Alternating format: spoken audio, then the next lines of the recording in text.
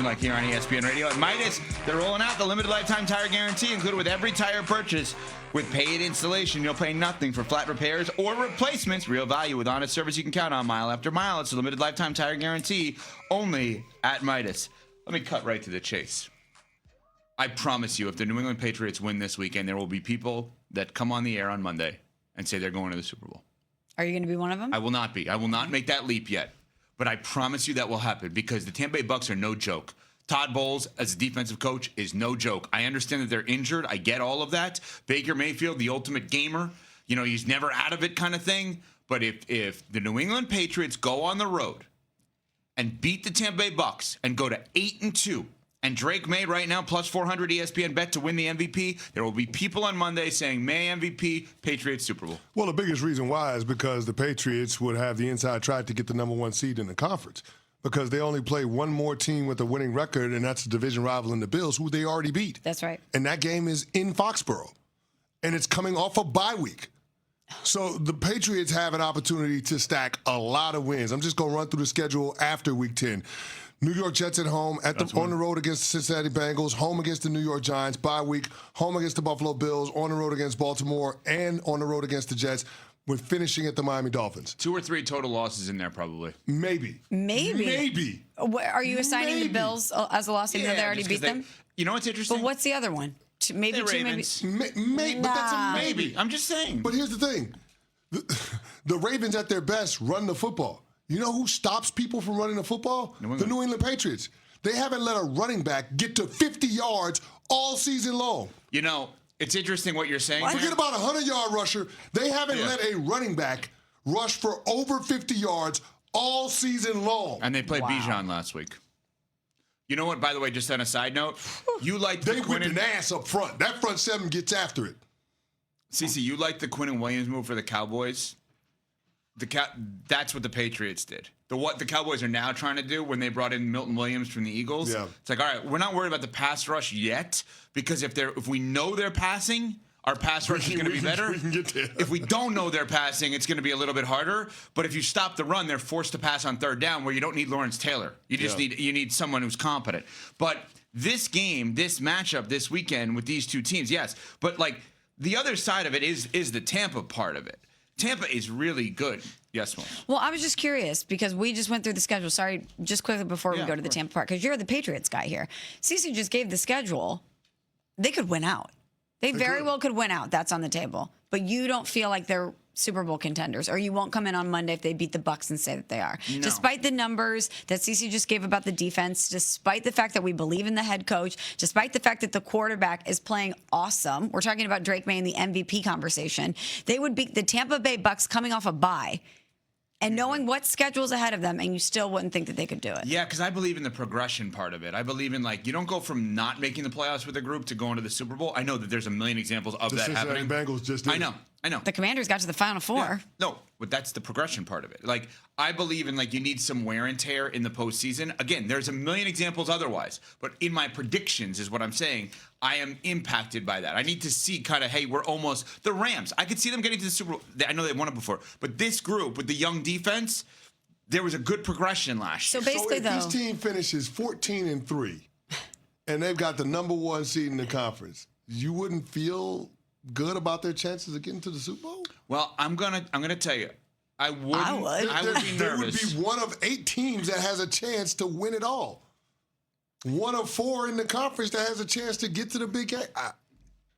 You're out of your mind. I get it, though. You're a fan of the team. I'm nervous. So you can't look at it the same way we look at it. We have an opportunity to be a little more objective in it. And it's good to see you in this space. Well, I like seeing you like this. Squirmy? Yeah, I like it too. Seeing a little squirmy. Yeah. But here's the thing, though. What you're saying is nothing to do with what you're seeing on the football field. Nothing to do with your belief in the coaching staff or in the talent. It's that you just assume that there has to be some sort of a staggered progression with this group. Yes, but if you want me to nitpick, I have no problem doing ahead. That. Okay, I think the Bucs are going to get after Drake Maye a little bit because I don't think parts of the Patriots line are as good as other parts. I think that's very dangerous there. If Ramondre Stevenson is not 100%, that's going to be a problem.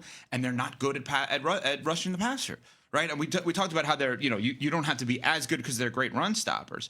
But I don't think they're as good. I think that Tampa's defense could get after Drake Maye a little bit. And I think he's going to have to be as good as he's been on the move throwing the football.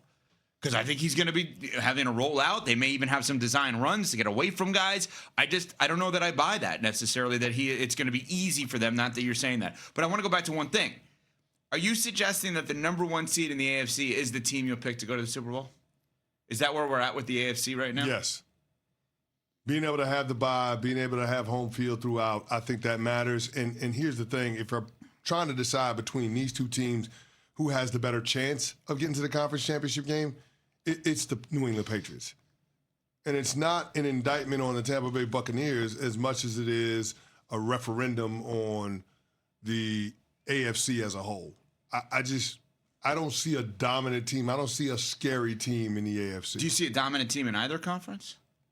I mean, the Philadelphia Eagles have as many wins as anybody in the NFC, and they're the reigning defending champs. And by the way, they got better at the trade deadline. Oh, yeah, for sure. They added Jalen Phillips, Jair Alexander, Michael Carter. Like, they improved that defense. So they're a dominant team. The Philadelphia Eagles qualify as a dominant team. The Los Angeles Rams I would consider a dominant team. The Lions? Just 2 weeks ago, Dan Orlovsky called the Detroit Lions the best team in football. And then, by the way, the team I had number 1 in my power rankings was the Seattle Seahawks.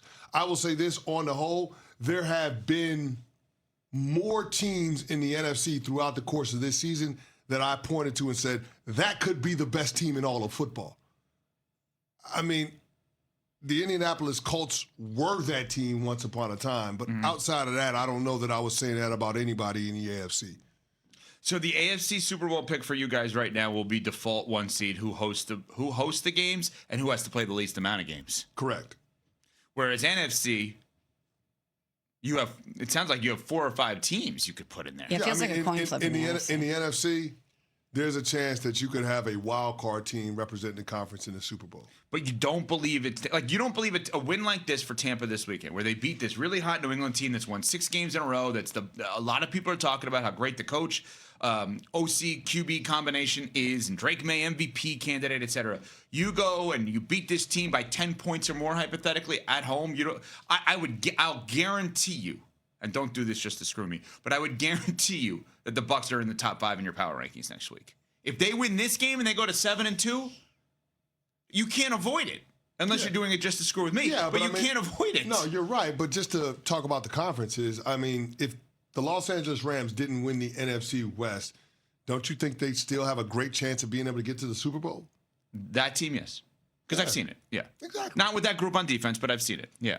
But that's my point, though. Like, I feel like there are teams in the NFC that if they had to go the wild card route and play 3 straight road games in order to get to the Super Bowl, I think they could pull it off. I don't feel that way about anybody in the AFC. And so the default is who has to play the least amount of games and who could do it at home. Correct. Or is the default the Chiefs? And then, that would be mine always. And then, by the way, it doesn't hurt that the Patriots have a quarterback that's playing at a top 5 level. Small just asked an excellent question. What's more of the default for the AFC, the Chiefs or the number 1 seed? Because the Chiefs are not going to be the number 1 seed. I think that's almost, I don't want to say it's out the window, but Denver going to 8-2, whether you think they're good or not, they're so far ahead. Yeah. What's your default? If you're sitting there, we're going into the playoffs. I'm not sure who to pick to go to the Super Bowl out of the AFC. Am I going 1 seed or am I going Chiefs? 1 seed. Smalls? I might go Chiefs. That's where I would go. Just because of the muscle memory. They know how to do it. And that's why I think even if the Pats have the number 1 seed. They might not be in the playoffs, y'all. They might not be in the playoffs. But they have just bitten me so many times when I haven't picked them that I feel like I would just default to them. Though. That's what I'm saying. 1 seed in the AFC is a surer bet than the Kansas City Chiefs to go to the Super Bowl. All right, coming up. Is one QB going to be looking across the way and seeing his future this weekend? We'll get to that next. We're on Sportsmanlike, presented by